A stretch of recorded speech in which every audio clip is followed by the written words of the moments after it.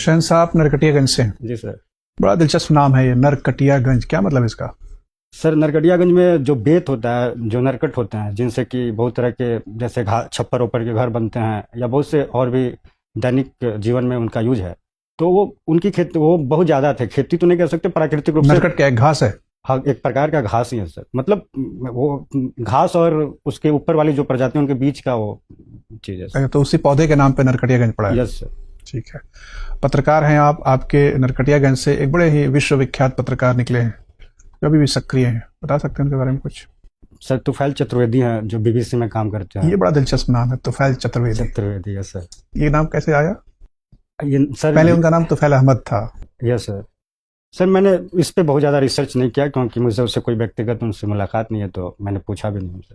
अच्छा। जैसे उन्होंने जिहादी थ्रेट पर एक किताब लिखी है जो कि काफी चर्चा में है। यस। बहरहाल ये बताएं कि नरकटियागंज को और किन किन कारणों से जाना जाता है? सर नरकटियागंज को तो सबसे पहले चंपारण सत्याग्रह में उसका एक अपना स्थान है, उसके लिए जाना जाता है। क्या स्थान है? क्योंकि वहाँ से भितियारवा आश्रम, जहाँ सेंटर था गांधी की जो कर्म भूमि थी, वो वहाँ से 3-4 किलोमीटर दूर है। दूसरा, मनोज वाजपेयी जैसे, प्रकाश झा जैसे लोग हमारे आसपास के हैं नरकटियागंज के, इसलिए भी बहुत फेमस है। और हमारे यहाँ बगल में ही केदार पांडे हुए जो मुख्यमंत्री भी बने और केंद्र में रेलवे मंत्री भी रहे, इसलिए भी बहुत प्रसिद्ध है। और हमारे यहाँ का मटन भी बहुत प्रसिद्ध है। तो बहुत से कारणों से। चंपारण मटन दरअसल नरकटियागंज का मटन है? नहीं सर। हाँ। दरअसल नहीं, मतलब हाँ, हमारे इलाके में ज़्यादा प्रोमिनेंट पूरे है। चंपारण में होता है, आपके यहाँ भी होता है? हाँ, बेतिया और नरकटियागंज खासकर इन बेल्ट में ज़्यादा प्रोमिनेंट है सर। ठीक है। तो आप पत्रकार हैं तो आपको तो चंपारण मटन के बारे में पता ही होगा सब। इसकी दो अलग अलग पहचान है, एक तो भोजन के रूप में, एक और भी पहचान है। सर मैं इसके बारे में अनभिज्ञ हूँ सर। ठीक है। ये बताएं कि पश्चिम चंपारण में कितने पुलिस जिले हैं? सर पश्चिम चंपारण में 2 पुलिस जिले हैं, एक बेतिया और एक बगहा। ऐसा क्यों है? ये बड़ा यूनिक जिला है बिहार का जिसके अंदर 2 पुलिस जिले हैं।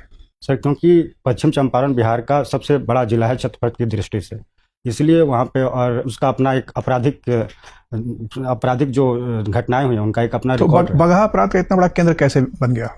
क्योंकि सर बगहा जो है सर, वो एक्चुअली तराई इलाके, नेपाल और बिहार का जो बॉर्डर है और तराई इलाके हैं, तो वो घनी आबादी नहीं है उधर। वहाँ पे झाड़ियाँ, बेत, ये जो नरकट हम लोग कह रहे थे, और ये सब जंगल बहुत घने हैं, तो वहाँ पे 10वीं गिरोह चले बहुत, और इसीलिए उसको मिनी चंबल भी कहा गया।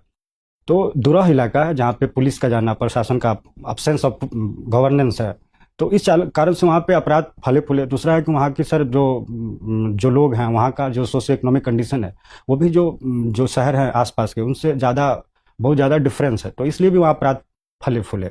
और एक वो बहुत दिनों तक वो अपराध के गढ़ के रूप में रहा। अब धीरे धीरे सर वहाँ भी विकास पहुँच रहा है और लोग मेन स्ट्रीम से जुड़ रहे हैं। ठीक है, अंतिम प्रश्न है शाह साहब, जामिया मिलिया इस्लामिया, जी सर। मतलब क्या होता है इसका? सर जामिया मतलब सर यूनिवर्सिटी, और मिलिया मतलब sir I am forgetting it but I know, but अभी भूल रहा हूँ इसका मतलब शायद मिल्लत से होता होगा, मुस्लिम इस्लामिक कोई पहचान से होती होगी। जामिया का मतलब सर यूनिवर्सिटी होता है। चलिए, धन्यवाद।